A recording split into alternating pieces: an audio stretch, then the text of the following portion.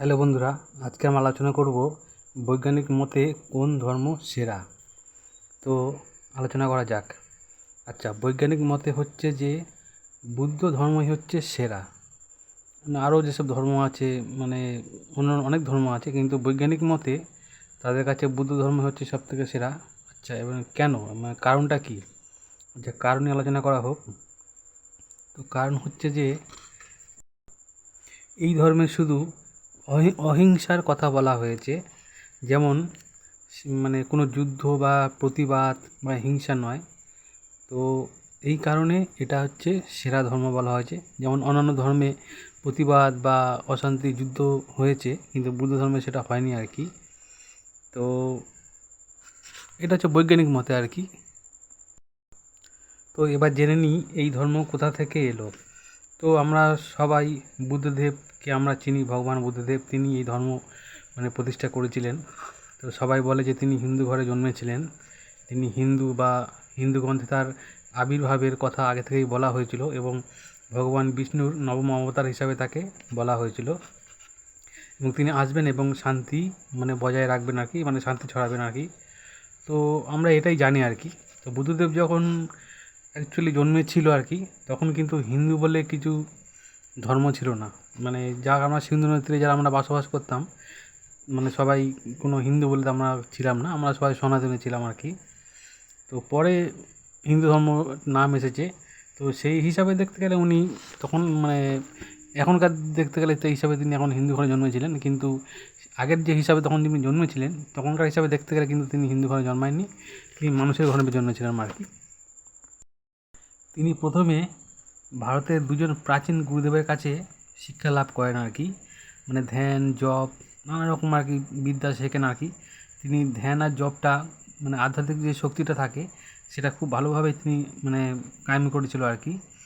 তো তিনি সেই সব শক্তি লাভ করে, কিন্তু তিনি তারপরেও থেমে থাকেননি আর কি। তিনি শান্তির খোঁজে আবারও বেরিয়ে পড়েন, এবং তিনি মানে বনে জঙ্গলে দেশে দেশে ঘুরে বেড়ান, এবং তিনি ধ্যানমগ্ন হন এবং শান্তির বার্তা ছড়াতে থাকে, এবং তিনি আধ্যাত্মিক শক্তি আরও লাভ করে, এবং তিনি তার নিজের চেষ্টায় আর কি, মানে নিজের সাধনায় তিনি লাস্ট পর্যন্ত বুদ্ধ ধর্ম প্রতিষ্ঠা করে আর কি। তো এগুলো তার নিজেরই সাধনা ছিল আর কি। তবে এখানে একটা কথা বলা যেতে পারে যে তিনি কিন্তু মানে ভারতের প্রাচীন গুরুদের কাছ থেকে প্রথম শিক্ষা লাভ করেছিলেন আর কি।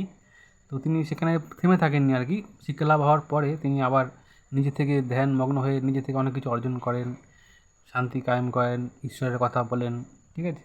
তো সবই মোটামুটি নৈতিক, উনি সঠিক কথাই বলেছেন। আর সবথেকে আশ্চর্যের ব্যাপার যেটা হলো, আমি দেখতে পাই যে হিন্দু ধর্ম এবং বৌদ্ধ ধর্ম দুটো প্রায় সেম সেম, মানে একই। তো আমি দেখলাম যে আমার মনে হয় উনি যেহেতু মানে ভারতের প্রাচীন গুরুদের কাছ থেকে শিক্ষা লাভ করেছিলেন, তা ওনার মধ্যেও কিছু সনাতনীর গুণ ছিল আর কি। সেসব উনি জানতেন। যেমন আমি বলছি, যেমন কর্মফল, তারপর হচ্ছে জীবন মৃত্যু এবং মোক্ষ লাভ, চিরমুক্তি, আর যা ঘটে তা কোনো না কোনো কারণেই ঘটে, এগুলি সব কিছু ধর্মগ্রন্থে আছে, মানে বুদ্ধ ধর্মগ্রন্থে রয়েছে। এবং এইগুলো কিন্তু আবার সনাতনী যে আমাদের পূর্ব গ্রন্থ রয়েছে তাতেও রয়েছে এই জিনিসগুলো। তো এইখানে থেকে মোটামুটি যে একটা কানেক্টেড পাওয়া যায় যে হিন্দু ধর্ম এবং বৌদ্ধ ধর্ম অনেকটা একই রকম আর কি। আর সবথেকে ভালো কথা হলো যে ভগবান বুদ্ধদেব মানতেন যে অশান্তি, প্রতিবাদ বা বদলা এসব দিয়ে কখনো শান্তি লাভ করা যায় না। তিনি সেই পথেই হাঁটতেন এবং আমাদেরকে সেই পথই দেখিয়েছেন আর কি।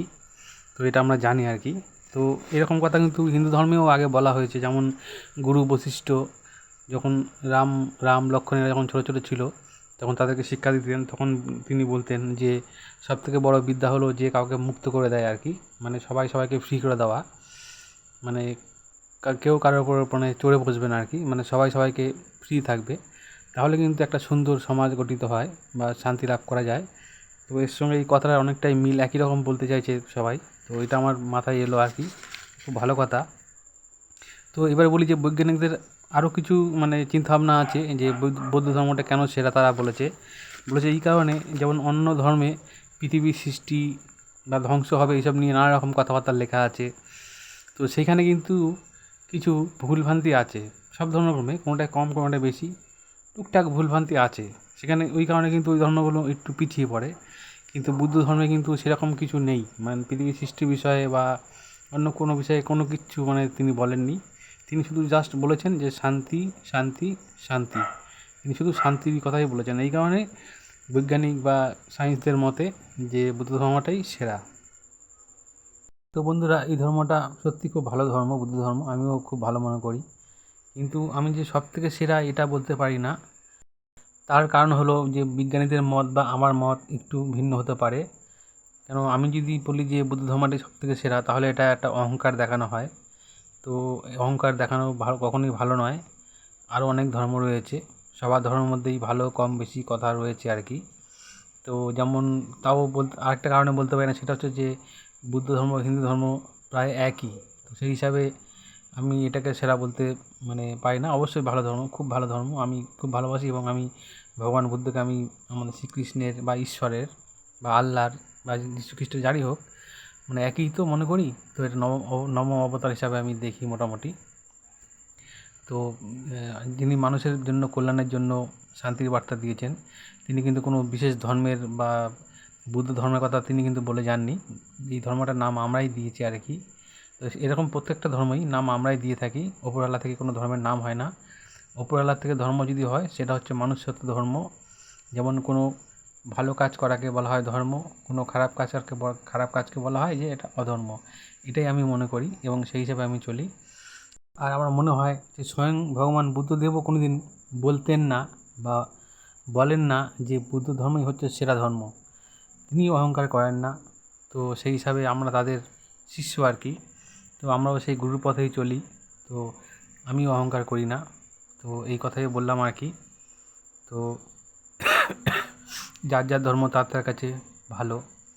আর আমি অনেক ধর্ম অনেক ঈশ্বরকে মানে না বা করে না।